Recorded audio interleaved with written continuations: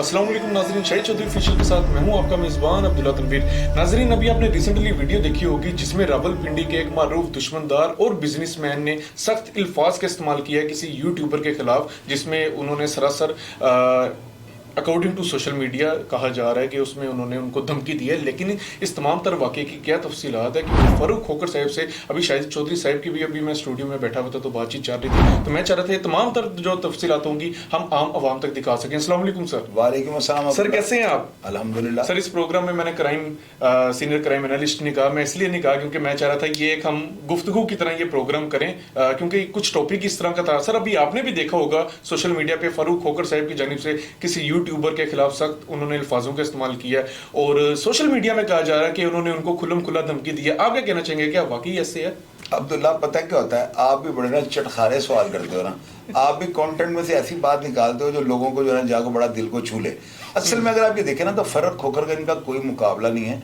फ़ारूक खोखर के बारे में अगर आप ये कहें कि उन्होंने इसको धमकी दी है तो पहली बात है उनके अल्फाज का चुनाव आप चेक करें, धमकी इस तरह नहीं दी जाती। वो उसको समझा रहे हैं जिस तरह वगैरह नासों वाले, यानी कि उसको उन्होंने अगर आप ये कहें ना कि आड़े हाथों लिया है तो ये बात मुझे समझ आती है। अब रीजन ये है कि ये लोग हैं यूट्यूबर, इनका अगर आप फ़ारूक खोखर के साथ अगर इनका मुआवजा करें अब्दुल्ला, ये बनता ही नहीं है। वो खानदानी रीच आदमी हैं, उनके डेरों के ऊपर सदरे पाकिस्तान गए हैं, बहुत बड़े बड़े सियासतदान जाते हैं, उन्होंने गोल्ड की कलाशनकोफ हैं, उनके पास जो है शेर हाथी के अलावा समझ लें दुनिया का हर जानवर उन्होंने अपने डेरों पे रखा हुआ है। जो डेरा ताजी खोखर है ना, वहां पर कम से कम 3 से 5 हजार लोगों का खाना डेली पकता है। अब वो उन लोगों की हजारों एकड़, यानी कि 100-200 एकड़ नहीं, इतनी जमीनें, वो उनकी जायदादें, उनके वो जिम्मेदारी का सिस्टम इतना बड़ा है कि ये डकी, ये बेचारे रजब वगैरह, ये तो यूट्यूबर है ना, मेहनती हैं, ठीक है, दुनिया इनको लाइक करती है तो लाइक तो लोग वो चाहत फतेह अली खान को बड़ा करते हैं, लोग अख्तर लावा को भी बहुत ज्यादा देखते हैं। अब इसमें पसंद या नापसंद का होना जो है ना, ये एक अलग बात होती है, एक फेम मिल जाना एक अलग बात होती है। ये लोग जो है ना, ये हादसाती तौर पे तो मैं नहीं कह सकता, ये लोग जो है ना, इनकी गुड लक थी कि ये ऊपर आ गए हैं, ठीक है ना, वरना आप ये देखें, ये जो जिसको मिस्टर पतलू कहते हैं, ये क्या पढ़ा लिखा इंसान है, मिस्टर उसके साथ ऐसे लगाया हुआ है, इंग्लिश उसको आती नहीं है, तो ठीक है, लोग उनको देख रहे हैं, मैं इस चीज की जेलसी फील नहीं कर रहा हूँ, लेकिन मेरी अपनी ओपिनियन है, आप ओपिनियन मुझसे लेते हैं ना, मैं यहाँ पे किसी को बैड कैरेक्टर या गुड फीलिंग्स का कैरेक्टर तो नहीं दे रहा, सर्टिफिकेट तो नहीं दे रहा हूँ। आप ये देखेंगे ये वीलॉगर जो है रजब, वो जो है नदीम नानी वाला, और ये साथ जो है वो क्या नाम है, ये इसका जिक्र कर रहे हैं डकी, और साथ ही पतलू, ये लोग वीलॉगर हैं, ये लोग जो है ना अपनी फैमिलीज को दिखा रहे हैं, हालांकि मेरी नजर में ये जो है ना, जो लोग ये काम कर रहे हैं ये बड़ा गलत है, बड़ा गलत है। हमारी नेशन को ना, छोटे छोटे बच्चों के अंदर जो है ना, ये जरा जम्स इसके बढ़ रहे हैं कि यार पढ़ाई का क्या फायदा, वीलॉगर बन जाओ, बच्चे घरों में फोन पढ़ के कर रहे हैं, तो ये आतंक और अनारकी के जिम्मेदारी में आता है। अगर आप ये कहें ना फ़ारूक खोखर ने धमकी दी है, मैं नहीं मानूंगा, बिल्कुल सर, वो धमकी देने वाला बंदा ही नहीं है। सर, अभी हम फैमिली के पॉइंट ऑफ व्यू से भी अभी हम बात करेंगे, लेकिन एक चीज आप क्लियर कीजिएगा, क्या सोशल मीडिया पे ये बात सच है कि किसी भी छोटे से मामले को बड़ा उछाल दिया जाता है, वो आग लगा देते हैं, कि ये बात सच है? अब्दुल्ला, सोशल मीडिया पे बिकता ही मंजन है, चूरन डालते हैं, चाट मसाला ज्यादा डाल देते हैं, तब में लोर लगाया था, अंदर कहानी तो इस मामले में भी ऐसे किया। और आप ये देखें ना अब्दुल्ला, आप बचे हो, आप सोशल मीडिया खोलो ना, ऊपर सबसे पहले ये लिखा हुआ है फ़ारूक खोखर ने धमकी दी, फ़ारूक खोखर के नाम को कैश किया जा रहा है, कहीं पे भी ये लिखा हुआ है रजब भट्ट का जिक्र आया हो, कहीं पे भी ये जो डकियस का जिक्र आया हो, जो मंजर बिक रहा है ना, वो फ़ारूक खोखर के नाम से बिक रहा है। और आप देखें कि हर बंदा ये कह रहा है कि धमकी दे दी, ओए अल्लाह के बंदो, उन्होंने धमकी नहीं दी, आड़े हाथों लिया है, उन्होंने आड़े हाथों लिया, उसने माफी मांग ली, वो जो है रजब और वो दोनों आगे हैं, उसने क्या कह दिया डकी ने, उसने कहा कि मैं जो है ना माजरत चाहता हूँ, माफी चाहता हूँ, यानी कि उसके बातों से नजर आ रहा है वो बेचारा वो है ही इनके जोड़ का, मुझे ये बताएं। और जो देखें आप फ़ारूक खोखर ने बड़ी जबरदस्त बात की है, उसने कहा कि मैंने हिंदुस्तान को जो है ना तिगरी का नाच नचाया है, चले मैं इस बात से इत्तफाक नहीं करता हूँ, लेकिन आप ये देखें, ये वाहिद पाकिस्तानी है जिसने खुलकर जवाब दिया है हिंदुस्तान को ना तो यार ये अच्छी बात है, इसको अप्रिशिएट बिल्कुल सर, ऐसे ही है, हमें- अब कहाँ सफर सुपारी, कहाँ पर फर्क खोखर और कहाँ पर ये रजब और डकी, ये मैच ही नहीं करती चीज। कंपैरिजन नहीं मेरी है बात सर। समझ गए? बिल्कुल ये सर, तो वही comparison काम नहीं है कि आप कहेंगे मैंने मछली के अंदर आलू डाल दिए। बिल्कुल सर, इस ये चीज का तो हर चीज का एक comparison नहीं टेस्ट होता है। बैंगन चावल की एक रेसिपी है, अब वो जो शलगम चावल है उनकी रेसिपी है। अगर आप कहेंगे मैंने फिश के अंदर जो आलू डाल दिए या बैंगन के अंदर फिश डाल दिए, तो ये कंपैरिजन मैच नहीं कर रहा। ठीक तो हो गया खुदारा यूट्यूबर को ये चाहिए कि अपना थंबनेल जो है ना उसको कम से कम चेक करें वो कर क्या रहे हैं। बिल्कुल सर, ऐसे अपना- अपना- सिर्फ चूरन बेचने के कि जी फर्क होकर ने धमकी दे दी, वो धमकी दिया यार। सर, ऐसे अब ही मेरी बात सुने, जितना वो लैंड लॉर्ड बंदा है, वो जिम्मेदार आदमी है, डंडी पट्टी है, उसकी मेरा ख्याल सैलरी आप देखिए वो गाड़ी पे निकलता है ना, उसके बाद 10 गाड़ियां और होती हैं, तो उनका भी पेट्रोल वही डलवाता है। बिल्कुल सर, 20 ऐसी है। गवर्नमेंट 30 है उनकी तनख्वाहें वो देता है, तो ये बेचारों की उतनी यूट्यूब की आमदनी है जितनी वो तनख्वाहें दे देता है। बिल्कुल सर, ऐसे तो ही ये है, चीजें इनका होती हैं। कंपैरिजन नहीं बनता। जहां पर कोई बुराई करे उसको हम जैसे लोगों ने, आप जैसे लोगों ने, जो बारसूह लोग हैं, जो दौलतमंद हैं, जिनकी शोहरत अच्छी है, वही लोग समझाएंगे। और किसने बताना है मुझे ये बिल्कुल बताएं। सर, ऐसे ही है। अच्छा सर, बिल्कुल आपने बड़े तफसील से बताया और नाजरीन को भी ये चीज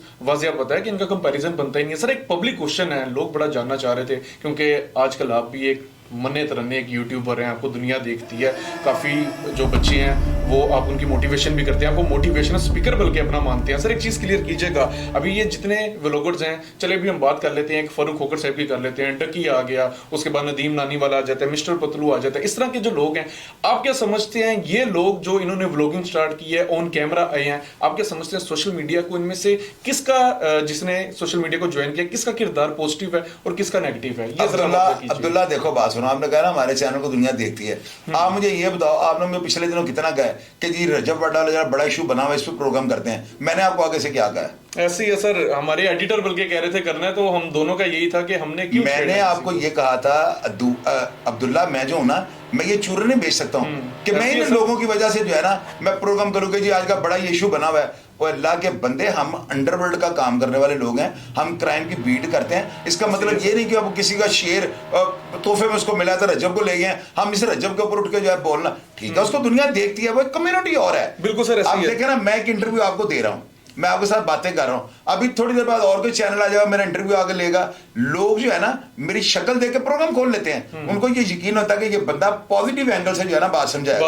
और मेरे प्रोग्राम इसी तरह के होते हैं। अब मैं रजब वगैरह इनको अगर दुनिया देखती है ना कि कम्युनिटी और है, वो लोग जो है ना वो चुटकुले देखने वाले हैं, वो लोग इंटरटेनमेंट के रंग में इनको देखते हैं। हमारे प्रोग्राम लोग इन्फॉर्मेशन के लिए देखते हैं, हमारी कम्युनिटी, हमारी फैमिली और है देखने वाली।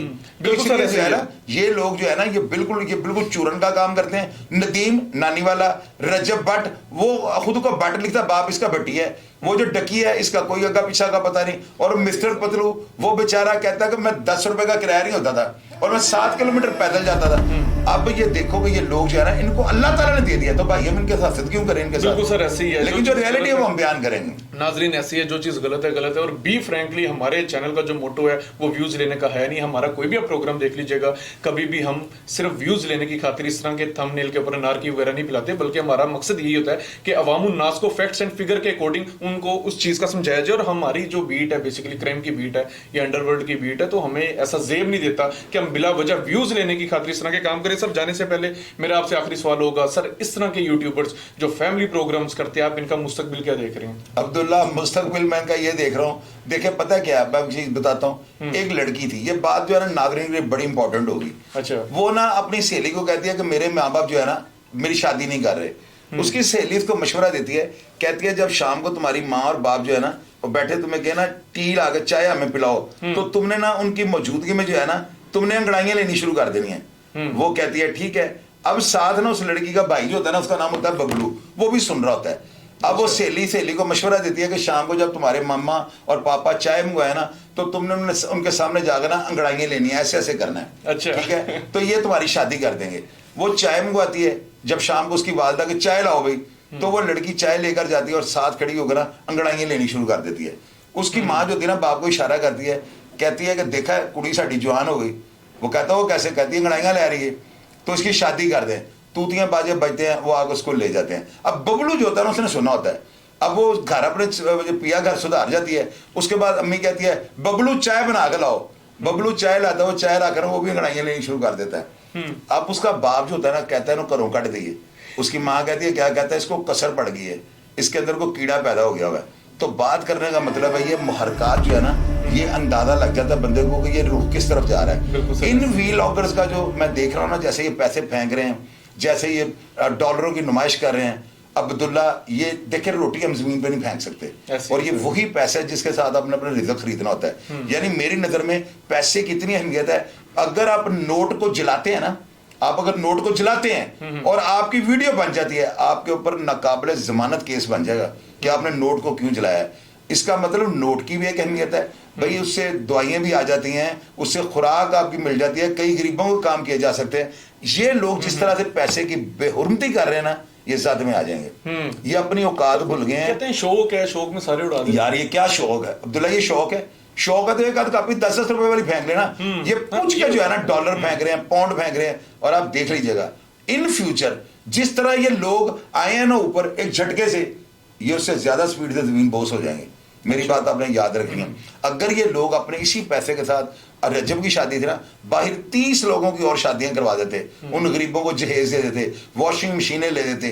ठीक है, जो पैसा इन्होंने फेंका है ना, वो भी लोगों को काम आया, लेकिन ये एक ना गुरूर और तकब्बुर था जो इन लोगों ने जाहिर करवाया ना। तो देख लीजिएगा ये लोग ना, नदीम नानी वाला, ये जो लोग अपने नाम से भी मशहूर नहीं है, अब वो बट है, बाप उसका बटी है, और वो जो है डकी, ये सब लोग अपनी औकात भूल गए हैं। और मेरी बात याद रखना, एक चीज और मैं सबको बता दूंगा, जिस स्पीड के साथ अब्दुल्ला ये वीलॉगिंग कर रहे हैं ना, कभी फोन इधर, कभी फोन इधर, कभी फोन इधर, आप देखना इनसे एक ऐसी मिस्टेक हो जाएगी जिस तरह वो रजब की 1.5 साल पुरानी वीडियो आ गई है, वो नमाज पढ़ते हुए तब इशू बन गया ना, इनकी एक गलती इनको जमीन बोस कर देगी। मेरी बात याद रखिएगा, हम यहाँ पे कंटेंट बनाते हैं ना, हमारी पहले रिकॉर्डिंग होती है, फिर उसके बाद एडिटिंग होती है, फिर प्रूफ रीडर उसको चेक करता है, फिर हम उसका थंबनेल बनाते हैं, उसके अल्फाज को चेक करते हैं, कहीं पे का को की तो नहीं लिख दिया हुआ। ये सारा एक प्रोसेस है जिसको अडॉप्ट करने के बाद हम आपके आगे उसको रिप्रेजेंट करते हैं। हमारा ये तो नहीं है कि हमने वीलॉग बनाया और उसको ठक करके ऊपर लगा दिया।